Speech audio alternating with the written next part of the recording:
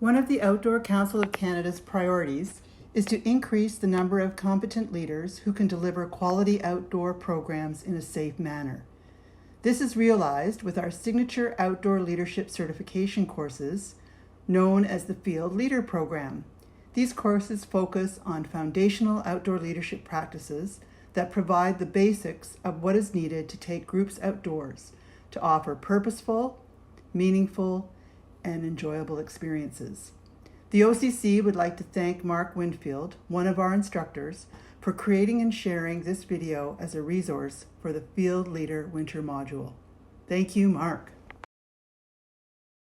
Hi, I'm Mark Winfield, an instructor in Nova Scotia. I'm going to talk about cold weather injuries and review some of the risks and concerns specific to outdoor activity in the winter.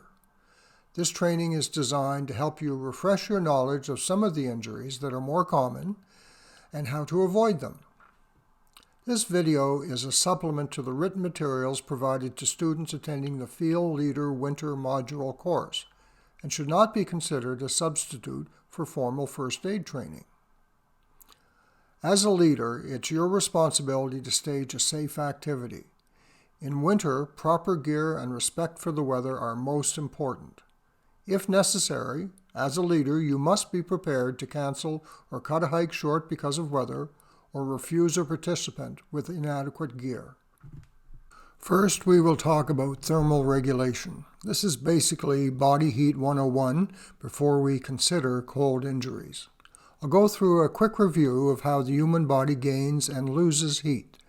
And there are primarily 4 ways for us to gain or lose heat. The first is conduction. An example is picking up a cold object like a snowball, and your hand loses heat to the cold snow.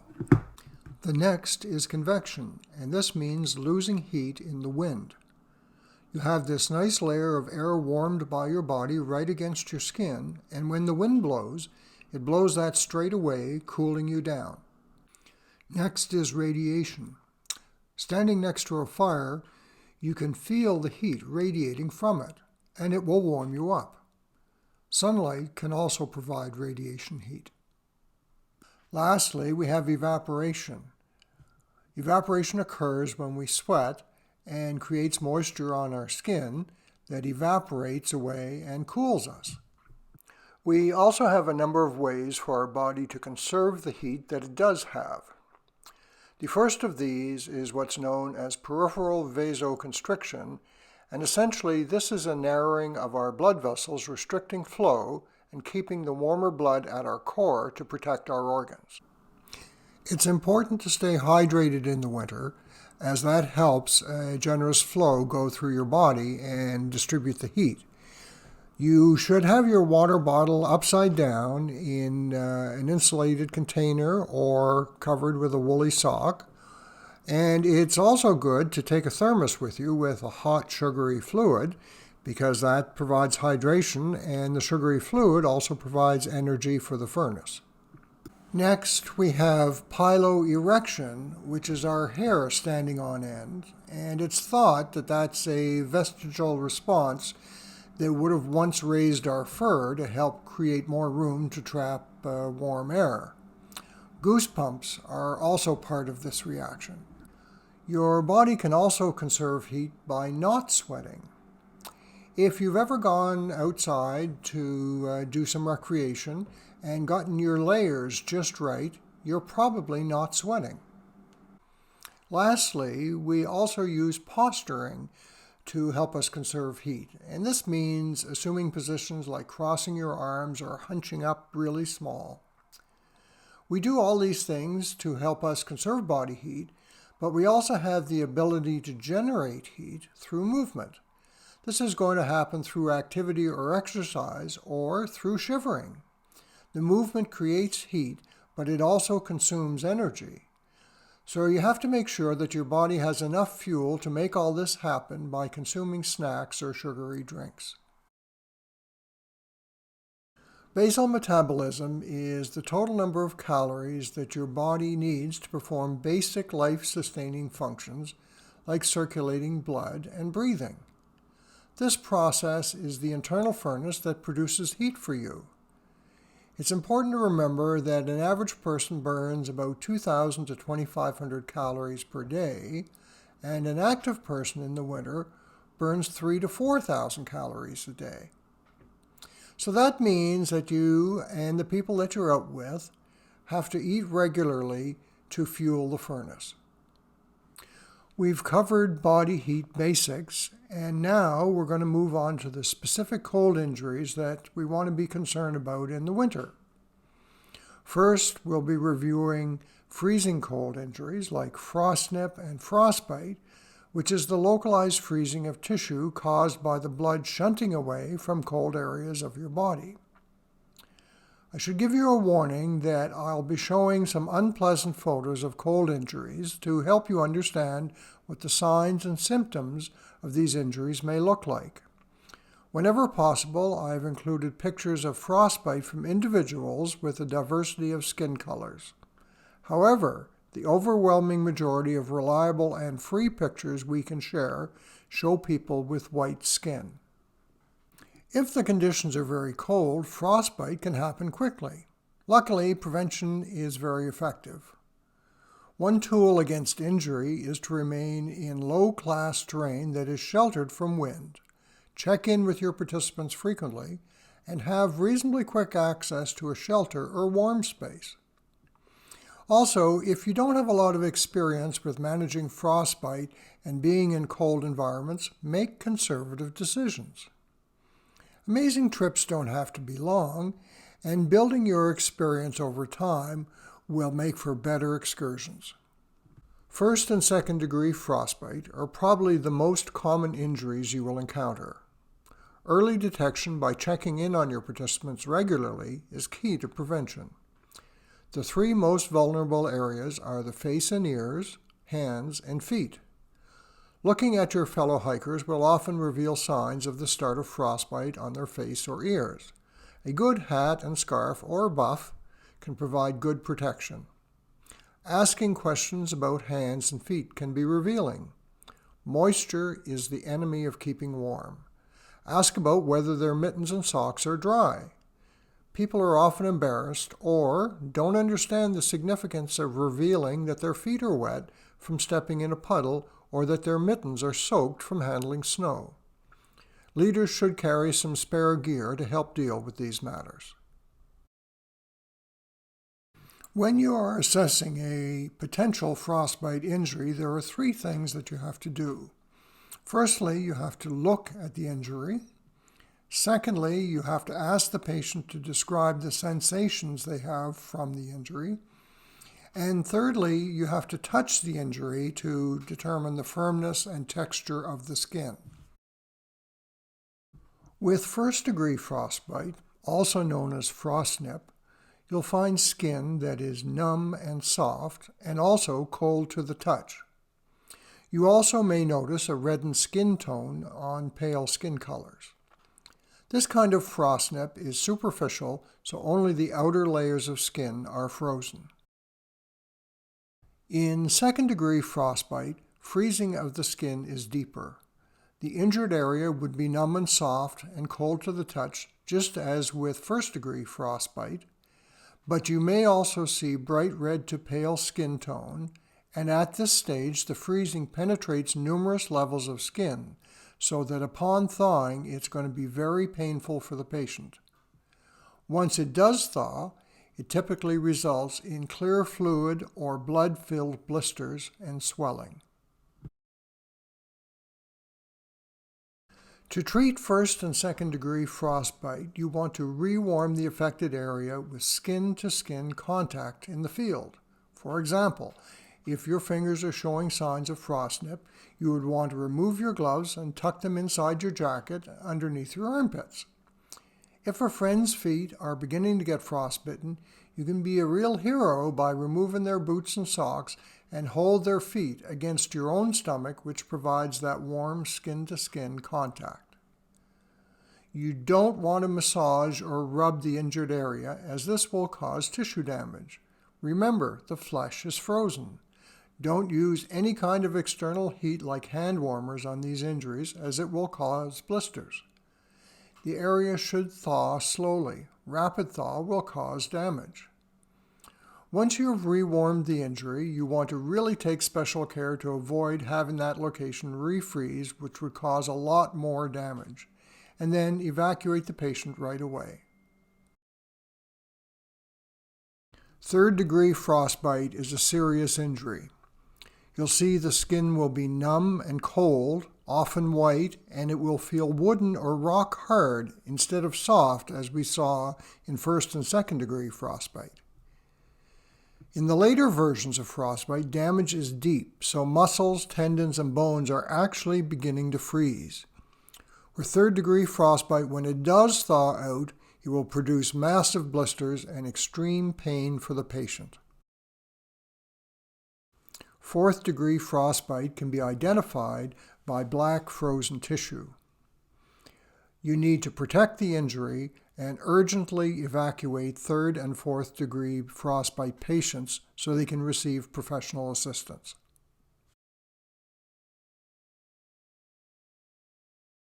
Another injury to be on the lookout for, especially in the shoulder seasons of spring and fall, is a non-freezing cold injury, or NFCI, and these can occur with prolonged exposure to cold and wet conditions above freezing temperatures. This is commonly called trench foot, and it does most often occur in the feet, but it can occur anywhere. As NFCI develops, the area will first be white and numb, and then become red and swollen. Incredibly painful blisters can develop, and if it is on the feet, walking may become difficult or impossible. Treatment requires getting the feet or affected area warm and dry, and administer over-the-counter medication for pain. You should rest the tissue, as damage can be exacerbated by further use. Luckily, prevention is simple if you plan ahead. You just want to make sure that you have a few hours each day where you are able to be dry and warm.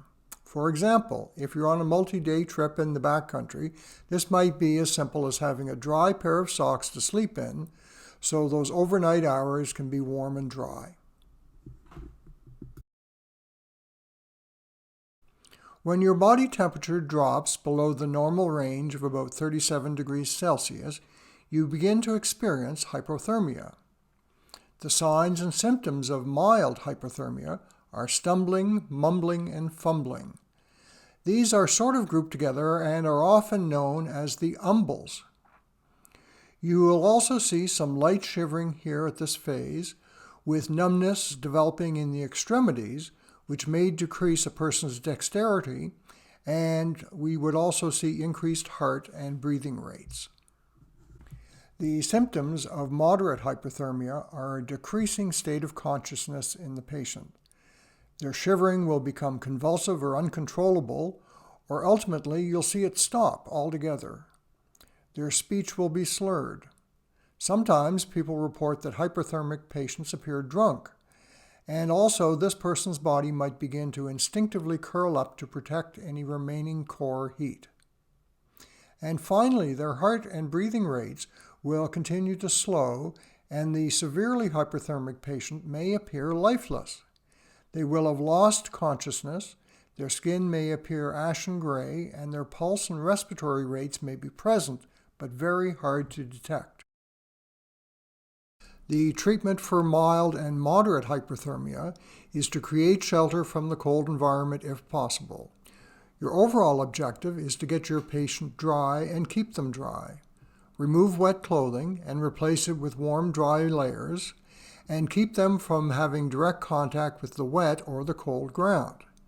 If they are conscious and can swallow, you should give them warm, sweet fluids to feed the furnace, which will help them generate some internal heat. Utilize warming packets or a water bottle filled with warm water as a heat source, placing it in armpits, hands, feet, or groin to help warm their circulating blood.